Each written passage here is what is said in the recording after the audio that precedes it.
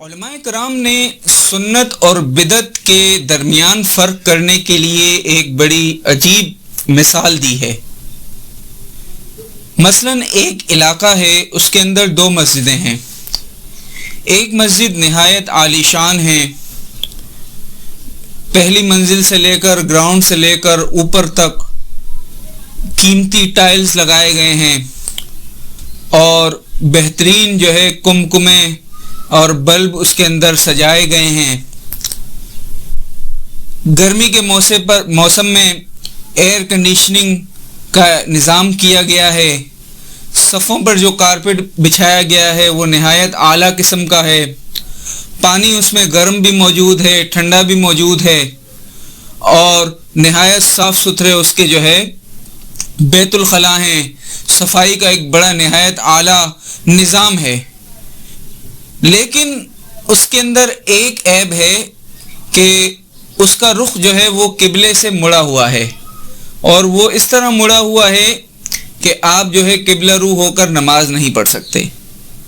اب اسی علاقے میں ایک دوسری مسجد ہے، وہ مسجد انتہائی خستہ حال ہے، فرش اس کا ٹوٹا ہوا ہے، چھت وہ کچی سی ہے اور اس میں سے اکثر سیمنٹ اور ریتی وغیرہ گرتی رہتی ہے۔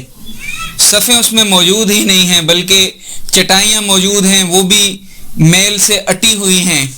پانی کا وہاں انتظام نہیں ہے، اگر آپ نے پانی بھرنا ہے تو ایک بوسیدہ سا پرانا سا کنواں ہے، اس میں سے آپ ڈول ڈال کر کھینچیے، اور وہ پانی بھی انتہائی گندا اور بدبودار ہے۔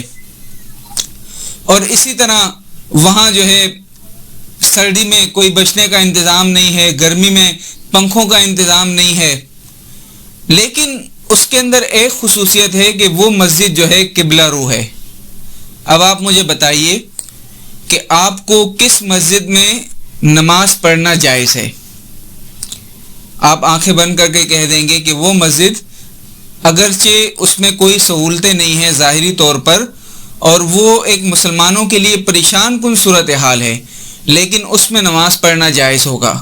اور وہ مسجد جو انتہائی عالی شان ہے، کافروں کے سامنے ایک شان و شوکت، دبدبہ، تنتنا اور رعب دکھانے کے لیے انتہائی عالی شان عمارت ہے، لیکن اس کے اندر نماز نہیں ہوگی، اور جماعت کا ثواب جو 27 گنا ملتا ہے وہ اس مسجد میں ملے گا جو خستہ حال مسجد ہے۔ تو عزیز دوستوں، ثابت یہ ہوا کہ اسلام میں اصل چیز کیا ہے؟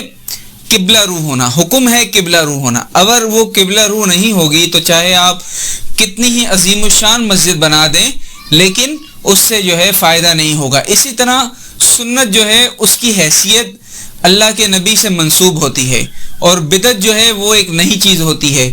تو سنت اگرچہ وہ کم مقدار میں ہو اور بہت کم لوگ اسے اپنا رہے ہوں اور وہ تھوڑی عجیب بھی لگ رہی ہو، لیکن چونکہ اس کی نسبت رسول اکرم صلی اللہ علیہ وسلم کے ساتھ ہے، لہذا اس کی اہمیت ہر بہرحال قائم رہے گی۔